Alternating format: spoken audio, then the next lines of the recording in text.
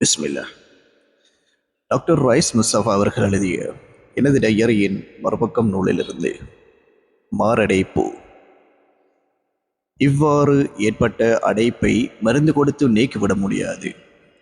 எனவேதான் ஆபரேஷன் மூலம் காலில் இருந்து மேலதிகமாக இருக்கும் ஒரு நாளத்தில் ஒரு துண்டை எடுத்து இதயத்தின் நாடியில் அடைப்பு இருக்கும் இடத்து இருபுறமும் இணைத்து விடுவதன் மூலம் இரத்தம் புதிய இரத்த குழாய் கூடாக அனுப்பப்படுகிறது. இதுவே பிளாக்கிஸ் பைபாஸ் ஆபரேஷன் எனப்படும்.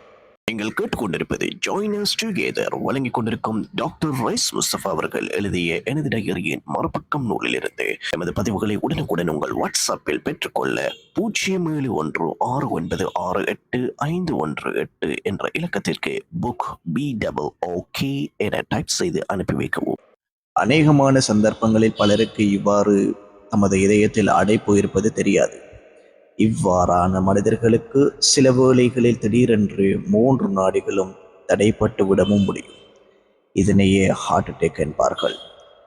இவ்வாறு 3 நாடிகளும் முற்றாக தடைப்பட்டு விட்டால் திடீர் மரணம் ஏற்படும். 2 நாடிகளில் மட்டும் அடைப்பு ஏற்பட்டால் ஹார்ட் அட்டாக் வரும், உயிர் வாழலாம். அடைப்பின் மூலம் இரத்தத்தின் எந்த பகுதி பாதிப்படைகிறது என்பதை பொறுத்தும் ஹார்ட் அட்டாக்கின் வகை வேறுபடும். ஹார்ட் அட்டாக் ஒரு முறை வந்துவிட்டால் இதயத்தின் ஒரு பகுதி இயங்காமல் போகும்.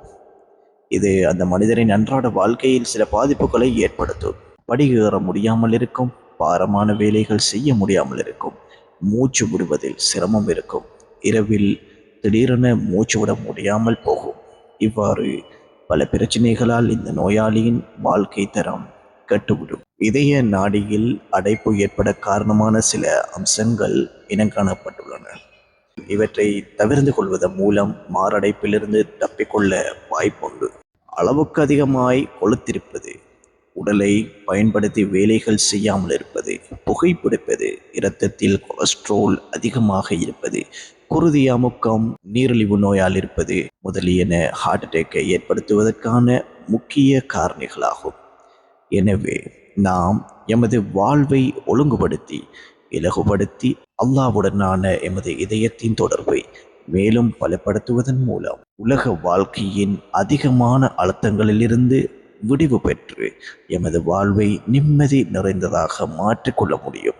இது இதயத்தில் ஏற்படும் பௌதீக ரீதியான நோய்களில் இருந்து எம்மை காப்பாற்றும். அறிந்து கொள்ளுங்கள், அல்லாஹ்வை நினைவு கூறுவதில்தான் உள்ளங்கள் சாந்தி அடைகின்றன. குர்ஆன் சூரத்துல் ராத் 28வது வசனம்.